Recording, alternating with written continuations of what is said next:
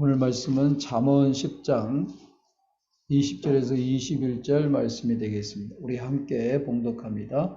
의인의 혀는 순음과 같거니와 악인의 마음은 가치가 적으니라. 의인의 입술은 여러 사람을 교육하나 미련한 자는 지식이 없어 죽느니라. 여호와께서 주시는 복은 사람을 부하게 하고 근심을 겸하여 주지 아니하시느니라.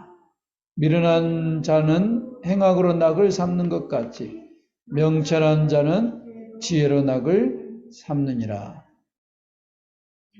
네, 10월 첫째 주 오늘 하나님의 말씀은 행악으로 낙을 삼는 것과 지혜로 낙을 삼는 것입니다.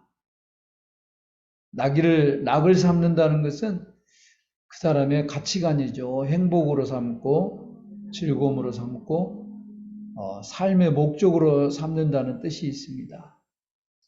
여기서 행악이라는 것은 어떤 사람은 즐기는 것도 포함되면서 한편으로 재미 삼는 것을 말합니다. 이게 재미로 사는 것, 즐기며 사는 것, 이것을 우리가 분별하지 못하면 뭐가 된다고요? 악을 행하는 행동이 됩니다. 반대로 지혜로 낙을 삼는다. 지혜로 낙을 삼는다.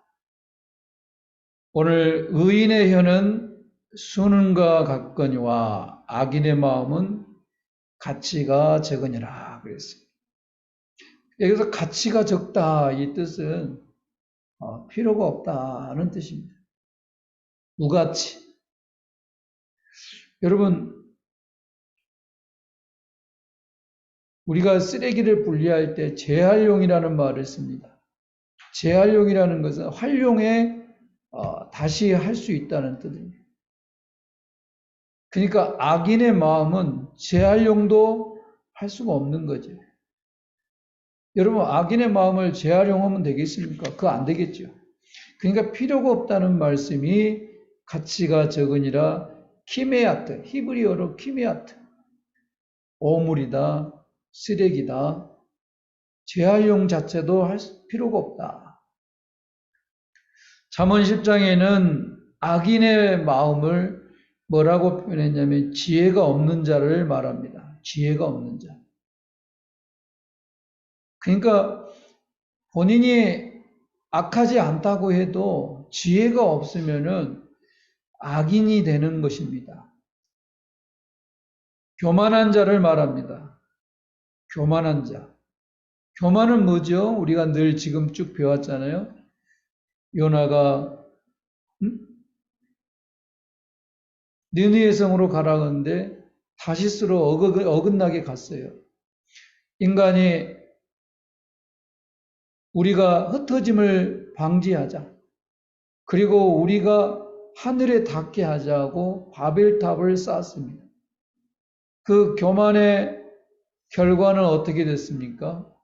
서로의 언어 일치가 되지 아니하고 서로 소통이 막히고 전 세계로 흩어지는 그런 결과가 나왔습니다. 잠언 10장에는 악인의 마음은 또 미련한 자를 말합니다. 그리고 10장 1절에 보면은 그 어미의 근심이 된다고 그랬습니다. 그 어미의 근심이 된다. 그리고 10장에 보면은 악인은 손이 게으른 자라고 말합니다. 그래서 추수 때에 부끄러움을 당한 자입니다. 7절에 보면은 그래서 이 악인의 이름은 썩게 되니라 그랬어요. 그러니까 이런 마음을 가진 사람, 지혜가 없고 교만하고 그 어미의 근심이 되고 손이 게으르고 추수할 때 게으른 자, 이런 사람은 그 이름이 썩는다. 그 존재가 점점 사라진다는 뜻이죠. 그러니까 오늘 말씀에 악인의 마음은 가치가 적다. 필요가 없다. 재활용조차도 할 필요가 없다. 필요 없는 인생이 되는 겁니다. 그러면 어떻게 되죠? 필요 없는 인생은 행복이 있을 수가 없죠. 행복이 없다는 뜻입니다.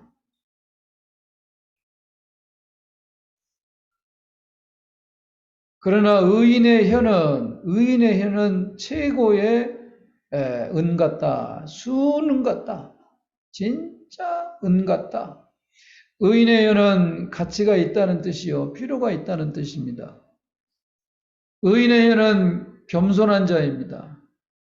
그리고 지혜로운 자를 말합니다. 잠언 15장 33절에 너무 잘 아는 요절이죠. 겸손은 존귀의 앞잡이니라. 사람이 참으로 산상수훈의 겸손을 뭘 말하죠? 마음이 심령이 가난한 자 아닙니까? 심령이 가난한 자. 내가 아는 걸 많이 있어도, 내가 힘이 있어도 자신을 늘 가난한 자처럼 낮출 줄 아는 그런 사람은 존귀의 앞잡이입니다. 여러분도 많은 사회생활이나 집단생활을 해봐서 알겠지만 참 집단사회나 이 사회생활에 어떤 사람을 좋아합니까? 글쎄 요즘에 정치인들은 서로 잘난 체 하지요. 내가 아니면 대통령 할 사람이 없다. 또 우리 사회도 그러죠. 1등, 1인자. 요즘에 오징어 게임이라는 드라마가 세계적으로 열풍을 일으키고 그게 너무 단순한 여러분 기억납니까? 우리가 어릴 때 놀았던 무궁화 꽃이 피었습니다. 그리고 오징어 땅콩 그 게임을 했던 동그라미, 세모, 네모에 어릴 적에 게임했던 그 게임이 그 영화 드라마로 하면서 그 속에는 뭘 담겼어요? 거기에 정말 의미심장한 대사들이 많이 있습니다. 유치하지만 우리가 생각해 볼 현대인의 오늘날 우리에게 주는 그런 시사점이 많은 대사가 있어요. 그 중에 어마어마한 부자가 그 게임에 참여합니다. 그리고 대다수 가난한 사람이 참여합니다. 그 대사가 나오죠. 그 엄청난 갑부인 그 할아버지하고 그렇게 가난한 그 청년하고 너는 왜 이 게임에 참여했느냐? 어르신은 왜 이 게임에 참여했어요? 그 할아버지의 그 대화 중에 참으로 대사가 돈이 많은 사람이나 돈이 없는 가난한 사람이나 재미가 없다는 말을 합니다. 돈이 너무 많으니까 이제 돈은 막 저절로 벌어지니까 재미가 없는 거죠. 또 가난한 사람은 희망과 소망이 없으니까 재미가 없는 거죠. 무엇을 해도 소망이 없고 꿈이 없으니까 재미가 없는 거예요. 오늘 행악으로 낙을 삼는 사람들이 바로 이런 겁니다. 낙을 삼는다. 재미로 삼는다. 즐거움으로 삼는다. 그것이 얼마나 악을 행하는 것. 그 오징어 게임에 참여하는 것 자체도 목숨을 걸고 참여하는데 정말로 그 상금을 받으며 뭐 하겠습니까? 오늘날 아파트가 100채가 있으면 뭐하고 돈이 천억, 수천억, 수조가 있으면 뭐합니까? 진정한 이 하나밖에 없는 목숨 그리고 지구상의 70억 인구 중에 나란 존재는 하나. 그래서 21절에 의인의 입술은 여러 사람을 교육하나 미련한 자는 지식이 없어 죽느니라 그랬어요. 여기서 의인의 입술은 여러 사람을 교육한다. 여기서 교육한다라는 이 원전의 뜻은 뭐냐면 다른 성경에도 그렇게 나옵니다마는 이 교육하나 이걸 먹여 살린다는 뜻으로 해석이 되어 있습니다. 그러니까 의인의 입술은 여러 사람을 먹여 살린다. 여러분, 백종훈이라는 그 요리사 있잖아요. 그 사람은 전문가 아닙니까? 그 사람이 가서 어디서 특강을 하거나 또 아스면 요리 뭐 대회를 열면은 한 번 출연하고 한 번 가는데 강사비가 잠깐 1시간, 2시간인데 2천만 원, 3천만 원 뭐 기업에 가면은 그렇게 그 강사비를 받습니다. 그래도 그 사람이 그 교육해주고 특강해 주는 것을 왜 들으려고 했겠어요? 그 사람이 특강을 들으면은 희망이 생기잖아요. 아, 내가 이게 문제였구나. 아, 이걸 고치면 우리도 내가 만든 요리가 성공할 수 있겠다. 이런 소망이 생긴 겁니다. 미련한 자는 지식이 없어 죽느니라. 먹여 살릴 만한 지식이 없는 거죠. 남에게 뭔가를 가르칠 만한, 그리고 뭐 먹고 살 만한, 먹여 살릴 만큼 정보도 없고 계획도 없고 직업도 없습니다. 전문성이 없어요. 미련한 자는 지식이 없어 결국은 뭐죠? 생각 없이 살다가 죽는 거예요. 이 말씀이 여러분, 하나님이 우연히 이것을 썼겠습니까? 28절에 보면 악인은 소망이 끊어질 것이다 그랬어요.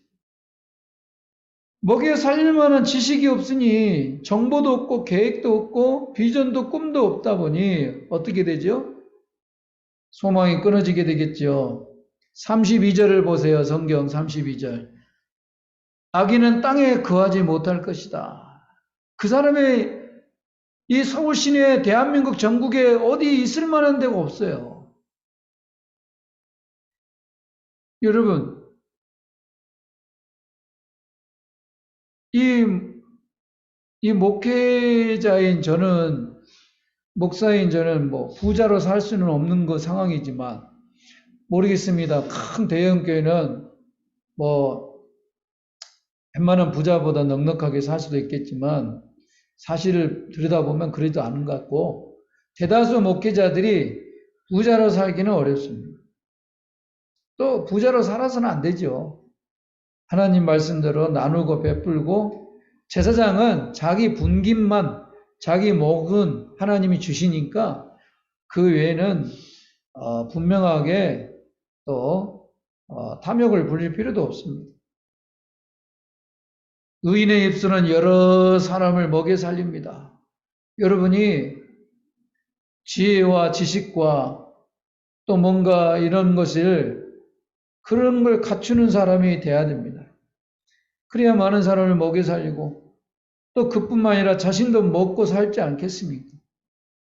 여기서 먹고 산다는 건 밥만 먹는 게 아니라 그래도 사람답게 또 이 사회생활하면서 영향력 있게 더구나 우리 예수 믿는 교회와 영원한 생명의 가치, 영혼을 사랑하고 전도와 선교에 또 함께 이바지할 수 있는 일이 되지 않겠습니까? 삶이 되지 않겠습니까? 그래서 27절에 보면은 이런 미련한 자, 지식이 없어 죽게 된 사람은 수염이 짧아질 것이라고 얘기합니다. 수염이 짧아집니다. 이 말은 수염이 짧아진다는 것은 생명도 짧아지고 그 사람은 어디 가도 오래 있지를 못해.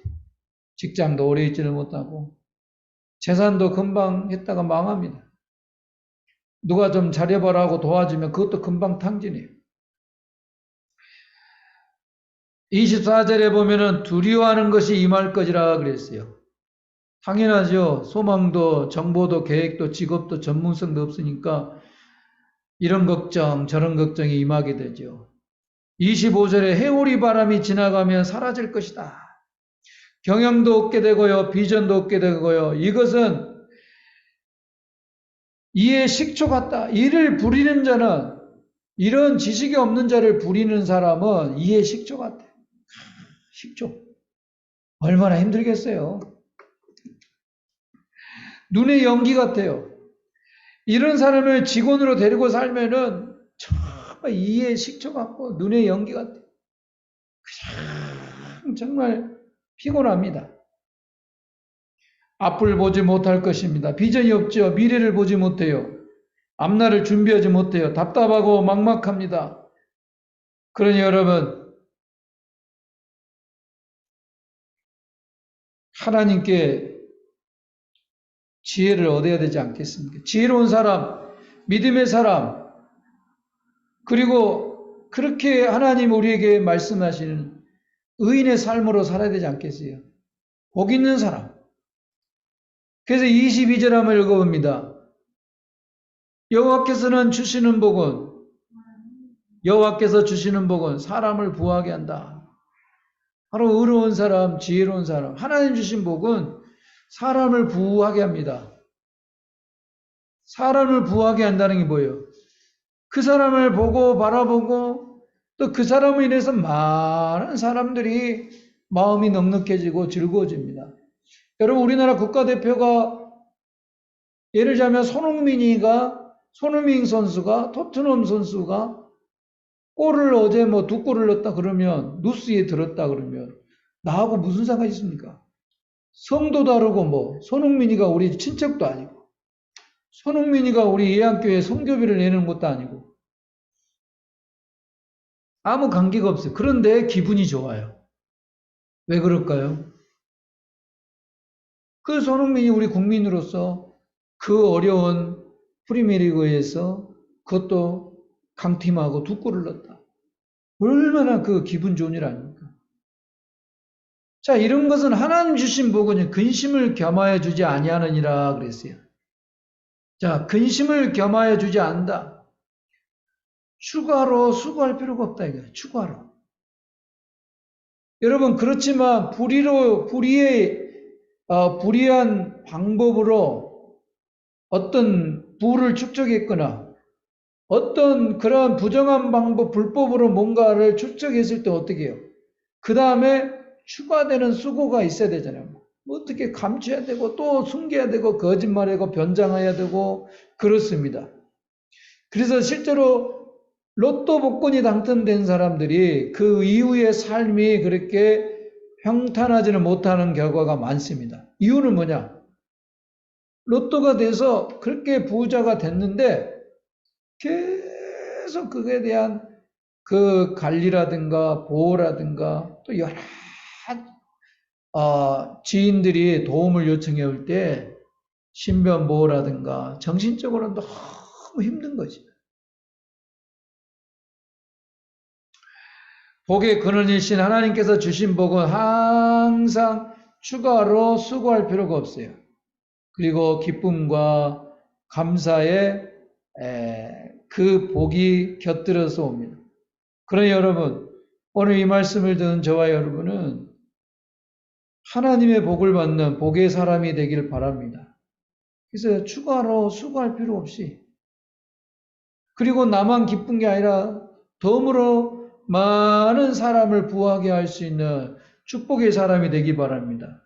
그러나 여러분을 바라볼 때 이빨에 그냥 식초 같고 눈에 연기같이 고통과 괴로움의 그런 관계가 되면 참 그것은 불행한 일이죠. 본인은 잘 몰라요. 본인은 미련하니까. 아까 말씀한 대로 사라질 존재, 어미의 근심자, 게으른 자, 교만한 자이기 때문에 또 이 땅에서 소망이 끊어질 자이고 수염이 짧아질 것이고 해오리 바람이 지나가면 사라질 것이고 산상수훈에 비가 내리고 바람이 불고 창수가 나면은 무너짐이 심할 거니라. 그것처럼 누가복음에는 불로 심판할 때 다 타고 제거될 것이다. 그러니 본인은 잘 모릅니다마는 그를 부리는 사람은 이에 식초와 같고 눈에 연기와 같이 괴로운 겁니다. 그러나 하나님이 주신 복은 사람을 부하게 하고 추가로 수고할 필요가 없습니다. 오늘 말씀 결론입니다. 23절 한번 읽어봅니다. 시작. 미련한 자는 행악으로 낙을 삼는 것 같이 명철한 자는 지혜로 낙을 삼느니라. 자, 여기서 지혜로 낙을 삼는다. 이 낙이라는 거 세오크라는 히브리어인데 말 그대로 깨닫고 성장하고 성숙하고 성찰해 나가는, 성장해 나가는, 성숙해 가는, 뭔가를 배우는 거, 뭔가를 깨닫는 거, 이렇게 가는 것을 인생의 보람으로 낙으로 즐긴다는 겁니다. 참 의미 있지 않습니까? 그러나 미련한 자는 행악으로 나가 삽니다. 장난 삼고 재미 삼아서 죄를 짓고 뭔가 궁금하고 호기심에 담배를 피워보는 거예요. 그런 사람은 의외로 많아요. 중고등학생들이 담배를 피우는 이유는 어른 흉내를 내보고 싶고 어른 심리를 경험해보고 싶어서 그런답니다. 그러니까 그런 게 뭐예요? 건강을 해하게 하고 정말로 여러 가지로 안 좋은 그런 것을 장난 삼고 호기심에 재미 삼아 하는 거, 이게 바로 행악을 낙으로 삼는 거예요.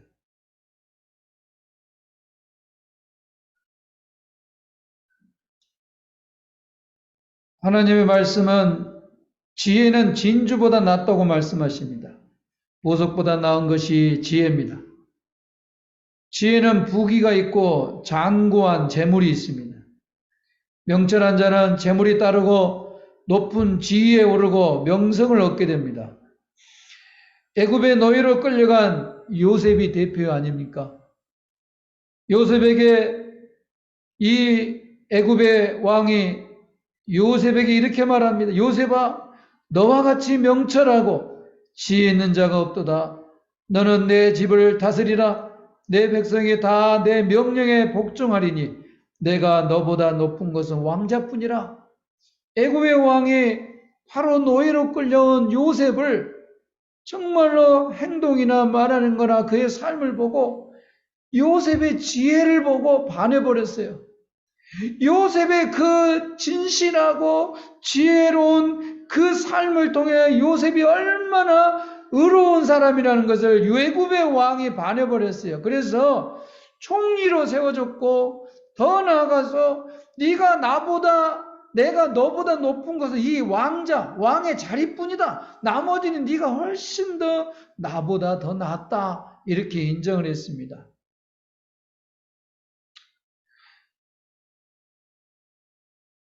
여러분, 미련을 벗어버리기 위해서 또 이 어리석음을 벗기 위해서 여러분 어떻게 해야 됩니까? 미련을 벗어버리고 어리석음을 벗어버리기 위해서 열심히 공부하면 됩니까? 그러면 서울대 나오고 하버드 대학 나오고 공부 많이 한 사람은 정말 요셉처럼 지혜롭고 의인이 돼야 되지 않습니까? 그런데 우리나라 기업가나 대학 명문 출신들, 정치인들, 그 사람들이 요셉처럼 지혜롭고 정직하고 공의롭습니까? 의롭습니까? 우리가 이런 일반적으로 봤을 때 거의 그렇지 않지요. 열심히 공부해서 되는 것이 아니라는 것입니다. 오늘 우리 하나님의 말씀은 전반적으로 바로 미련을 벗어버리기 위해서, 어리석은 것을 벗어버리기 위해서는 죄 사함을 받으면 미련이 벗긴다고 합니다. 성경은 죄 사함을 받을 때 인간이 미련을 벗어버리고 어리석음을 벗게 된다고 합니다. 죄 사함을 받고 죽은 영이 살아나면 미련에서 벗어납니다. 미련한 사람은 타인의 근심과 고통이 됩니다. 미련한 사람은 죽을 일만 생기고 망할 일만 생깁니다. 이런 이런 어리석음을 벗어나기 위해서는 공부 많이 하고 여행 많이 하고 무슨 체험 많이 하고 그래서 진정한 미련과 어리석음을 벗어난 게 아니라 지식의 근본은 여호와를 아는 것이라고 말씀하신 대로 바로 예수를 구주로 믿고 천지를 만물을 창조하신 하나님을 믿음으로 말미암아 우리 안에 있는 추하고 부끄러운 죄 사함을 받을 때 우리가 진정한 미련을 벗어나게 되고 어리석음을 벗어나게 되고 그리하여 우리가 오늘 지혜로 낙을 삼는 행복한 삶을 살면 많은 사람을 먹여 살리는 그런 복된 삶을 살게 됩니다. 태어난 사람은 다 죄인입니다. 죄인은 미련하고 행악으로 낙을 삼는 것입니다.